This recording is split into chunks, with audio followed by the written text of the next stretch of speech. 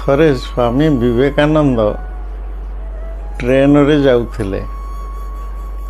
ସେଇ ଟ୍ରେନରେ ଜଣେ ମାରୁଆଡ଼ି ତା ସ୍ତ୍ରୀ ଛୁଆ ପିଲା ବି ଯାଉଥିଲେ।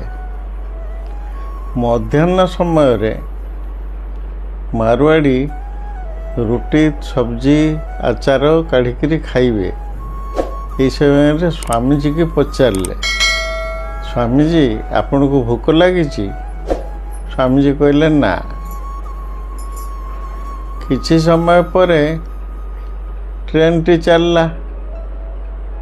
ତୁମେ କ'ଣ ଖାଇବ, କ'ଣ ଖାଅ, ତୁମକୁ କିଏ ଖାଇତେ ଦେବ, ଏମିତି ମାରୁଆଡ଼ି ପଚାରୁଥାଏ ସ୍ୱାମୀଜୀକି।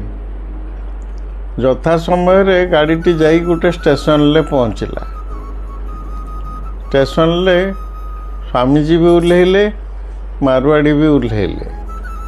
ସ୍ୱାମୀଜୀ ଓହ୍ଲେଇ ଗୋଟେ ଚୌକିରେ ବସିଲେ।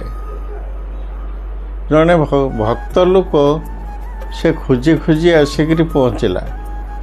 ପହଞ୍ଚିକି କହିଲା, ସ୍ୱାମୀଜୀ ମୁଁ କାଲି ରାତିରେ ଗୋଟେ ସ୍ୱପ୍ନ ଦେଖିଛି। ଭଗବାନ ମୋତେ କହୁଛନ୍ତି ଜଣେ ସାଧୁ ଆସୁଛନ୍ତି, ତାଙ୍କ ପାଇଁ ପ୍ରସାଦ ତିଆରି କରିକି ନେଇକି ଯାଅ। ମୁଁ ପ୍ରସାଦ ଯତ୍ନର ସହିତ ତିଆରି କରିକି ଘିନିକି ଆସିଛି। ଚାଲନ୍ତୁ ସେଇ ଗଛ ମୂଳକୁ, ମୁଁ ଆପଣଙ୍କୁ ପ୍ରସାଦ ଖାଇବାକୁ ଦେବି। ସେ ଗଛ ମୂଳରେ ଯାଇକି ବସିଲେ। ଇଏ ପ୍ରସାଦ ତାଙ୍କୁ ଖାଇବାକୁ ଦେଲେ। ମାରୁଆଡ଼ି ଏଇ ସମୟରେ ଖୋଜିଲା ସ୍ୱାମୀଜୀ ଓହ୍ଲେଇଲେ ଗଲେ କୁଆଡ଼େ। ଯାଇକି ଦେଖିଲେ ଯେ ଜଣେ ଭକ୍ତ ଲୋକ ତାଙ୍କୁ ଖାଇବାକୁ ଦେଉଛି। ପଚାରିଲେ, ମାରୁଆଡ଼ି ପଚାରିଲେ ସ୍ୱାମୀଜୀକି, ସ୍ୱାମୀଜୀ ତୁମେ ତ ଖାଇବାକୁ ମନା କରୁଥିଲ, ଏଠି ତ ଖାଇଲ।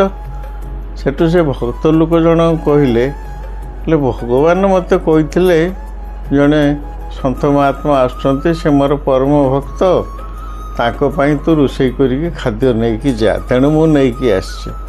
ତେଣୁ ବିଧି ନିର୍ଦ୍ଦିଷ୍ଟ ଯେଉଁଟା ତିଆରି କରିକି ଭଗବାନ ପଠାଇଛନ୍ତି ସେଇଟା ସେ ଖାଇବେ, ନା ତମର ଭଲ ଭଲ ଖାଦ୍ୟ ପଦାର୍ଥ ଆଣିଛ ଯାହା ଯାଚି ଦେଲେ ସ୍ୱାମୀଜୀ ଖାଇଦେବେ? ଜୟ ଶ୍ରୀକୃଷ୍ଣ।